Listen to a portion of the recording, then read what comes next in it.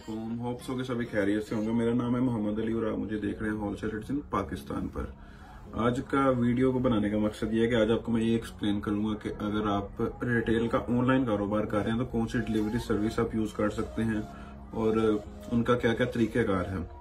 क्योंकि मैंने कोई 3-4 साल ये रिटेल का कारोबार भी किया है, ऑनलाइन बिजनेस, जिसमें मैं बुक सेल करता रहा हूँ, कपड़े एक सूट सेल करता रहा हूँ, कुछ ऐसी एसेसरीज वगैरह। जैसा मैंने अपनी लास्ट वीडियो में हाउ टू अर्न 1 लाख वाली वीडियो में मोबाइल फोन का बैक कवर्स, मोबाइल फोन के जो बैक कवर्स होते हैं उसका सेल करने का आइडिया आपको एक्सप्लेन किया था। लेकिन फिर कुछ मुझे सवाल ऐसे दोस्तों ने किए कि आपने ये आइडिया तो एक्सप्लेन कर दिया लेकिन ये नहीं बताया कि हम डिलीवरी कैसे करेंगे, कैसे हम COD कर सकते हैं, इसके बारे में थोड़ा सा एक्सप्लेन कर दें। तो उसी को मैं एक्सप्लेन करने की कोशिश करूंगा, मेरा क्या तजुर्बा रहा है इसमें जी। तो 2 तरीकाकार जो मैंने अपनी लाइफ में खुद पर्सनली यूज किए हैं, जिनके बारे में मुझे इन्फॉर्मेशन है। एक है पोस्ट ऑफिस, डाकखाने के थ्रू डाकखाना किस तरह से काम करता है वो भी मैं आपको एक्सप्लेन करूंगा। इसके अलावा दूसरा है TCS और M&B वगैरह कंपनीज जो हैं, इनके लिए क्या क्या डॉक्यूमेंट्स चाहिए होते हैं वो भी आपको मैं एक्सप्लेन करूंगा।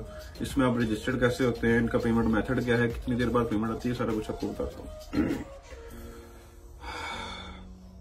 अच्छा जी, तो पहला तरीका ये है कि अगर आप कोई ऑनलाइन कारोबार कर रहे हैं, कोई भी एक्सेसरी सेल कर रहे हैं, वो आप COD क्या होती है सबसे पहले तो हम ये बात करते हैं ना। ऑनलाइन एक्सेसरी का भी कारोबार कर रहे हैं, वट एवर ज्वेलरी सेल करते हैं, कपड़े सेल करते हैं, COD का एक वर्ड है जिसको मैं आपको समझाता हूँ। पहले COD, कैश ऑन डिलीवरी।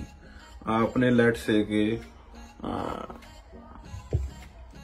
ये चीज है, कुछ भी आप सेल कर रहे हैं, अब आपको ऑर्डर आ गया इस चीज का, इसके कवर का आ गया है या कोई भी ये टेबल का आ गया है, जिस चीज का भी आपको ऑर्डर आ गया है ना, अब वो बंदा कहता है कि आप भाई हमारा ये एड्रेस है, इस पे आप डिस्पैच करवा दें। आप वो ऑर्डर तो डिस्पैच करवा देते हैं लेकिन आपको पेमेंट जो आती है वो डिलीवरी के बाद आती है। अब और मजीद आसान अल्फाजों में आपको बताता हूँ कि कौन सी कंपनी किस तरह से काम करती है। जो होती है गवर्नमेंट पोस्ट ऑफिस, डाकखाना, वहां पर आपने अपना पार्सल लेकर जाना होता है, चाहे वो सूट है, जो भी आपकी रिटेल की एक्सेसरीज है, उसका आपने एक क्या कहते हैं पैकिंग करनी है। हर डाकखाने में मोस्टली होती है, बाहरी बंदे बैठे होते हैं जो कि उसको पैकिंग कर देते हैं। मैं यहाँ पर तस्वीर अटैच कर दूंगा, जो भी आपकी चीज है। अब जैसा कि आप ये बोतल सेल कर रहे हैं, वट एवर जो भी सेल कर रहे हैं, इसको उन्होंने जब पैक कर दिया ना, उसके बाद उसके ऊपर एड्रेस लिखा जाता है। फिर डाकखाने के पास आप जाते हैं, उनको बताते हैं कि ये COD का पार्सल है, कैश ऑन डिलीवरी का पार्सल है। एक साइड पे आपने अपना एड्रेस लिखना है, एक साइड पे जिसको आपने भेजना है, जिस शहर में भेजना है, उसका एड्रेस लिख देना होता है। ठीक है, अच्छा जी, वो आपने दोनों चीजें मेंशन कर दी। फिर जब आपने पार्सल का वेट करवाना है, उससे वेट करवाने के बाद जब आपने उस बंदे को दिया, आपने बोल देना कि भाई ये COD वाला है, कैश ऑन डिलीवरी वाला है। आपने एक और चीज, COD का जब बोलना है आपने, तो आपको पेमेंट वहां पर खुद करनी पड़ेगी। जिसको आप पार्सल दे रहे हैं डाकखाने में, आपको पेमेंट एडवांस में करनी पड़ेगी। तो जब आपने COD की इनवॉइस बनानी है या उसको बताना है कि भाईजान ये मेरा पार्सल की कॉस्ट है 2000 रुपया, 2000 के ऊपर आपने 200 या 250 रुपए जो भी डिलीवरी चार्जेस आ रहे हैं वो भी ऐड कर लेने हैं, क्योंकि उन्होंने आपसे एडवांस में ले लेने हैं। गवर्नमेंट पोस्ट ऑफिस वालों ने वो तो 200-250 रुपए वो एडवांस में आपसे ले लेंगे, वो भी आपने उस पार्सल के ऊपर ऐड कर देना है। अगर तो आप डिलीवरी के चार्जेस पार्टी से ले रहे हैं, अपने कस्टमर से ले रहे हैं, तो होप्स हो कि आपको ये पॉइंट समझ आ गया होगा। 2000 की चीज है, उसके ऊपर आपने 200-250 जो भी उसका चार्जेस बन रहे हैं वो ऐड कर देने हैं। तो आपने उनको कह देना कि 2250 रुपए का पार्सल है, तो 2250 रुपए की उन्होंने इनवॉइस की पर्ची बना के आपको दे देनी है। तो घर आके आप जो भी अपना खाता बनाते हैं, जो भी आपकी बैलेंस शीट है, वहां पर आपको ऐड कर लें। और 1 हफ्ते बाद आपने जो भी एड्रेस अपना पार्सल पर लिखा था, वो आपको उसी एड्रेस पे आपके घर पेमेंट आ जाएगी। उनका डाके आपको पेमेंट दे जाता है। ये मेरा पर्सनल एक्सपीरियंस रहा है, इसमें कोई इशू वाली बात नहीं है। लेकिन बाज़ बात ऐसा होता है आपकी पेमेंट लेट हो जाती है, तब आप फिर 1 हफ्ते से ज्यादा टाइम हो जाए ना, तब आप फिर जाके डाकखाने से रजू करेंगे, वो हमारी पेमेंट नहीं आई, ये हमारी रसीद थी। जो भी आपके पास रसीद उन्होंने दी होगी, रसीदें जरूर संभाल के रखना, वरना मसला बनेगा आपके लिए।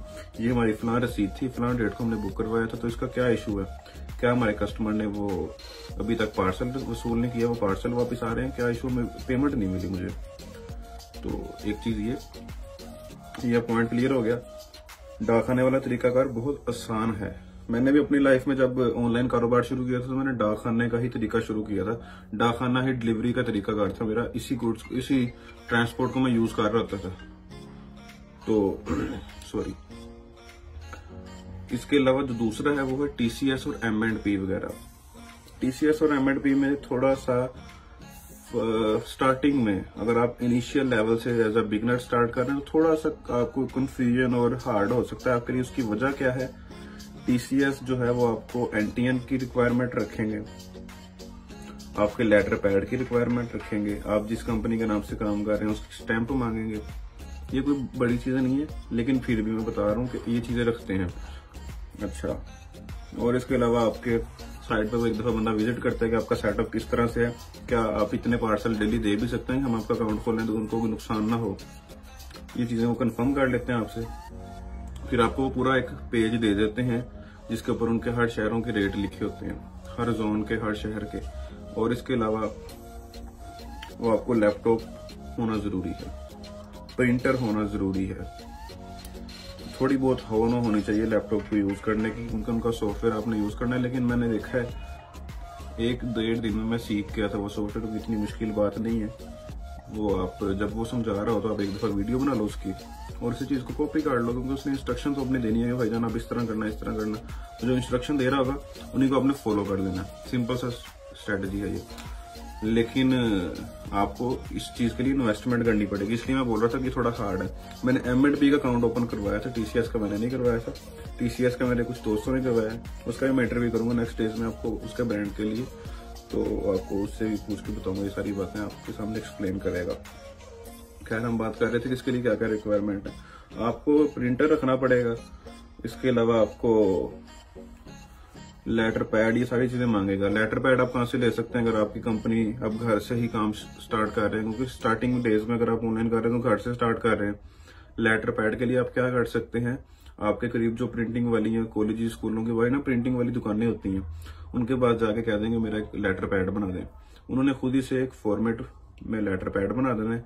आप जिस भी नाम से काम कर रहे हैं, लेट्स से कि आपका नाम है MTC होलसेलर्स इन पाकिस्तान, कोई भी आपके ब्रांड का नाम है, वो स्टार्टिंग में वो सारा खुद ही लिख देगा, आपका फोन नंबर, एड्रेस सारा उसने लिख दिया। वो लेटर पैड जाके आपने दे देना है। M&P या TCS जो भी कोरियर प्राइवेट कंपनी को आप कर रहे हैं, स्टैंप कहां से बनवाएंगे? मैं फैसलाबाद से हूँ, फैसलाबाद में अमीनपुर बाजार से बनी थी। जो भी आपके करीब किताबों की दुकानें हों वहां से बन जाती है। स्टैंप वाला भी मसला क्लियर हो गया आप लोगों का। और इसके अलावा प्रिंटर जो है वो कंप्यूटर वाली दुकानों से करीब से मिल जाएगा। ये सारी चीजें आपने पूरी कर लेनी है अपनी। उसके बाद आप कहेंगे भाईजान हमें अप्लाई करना है।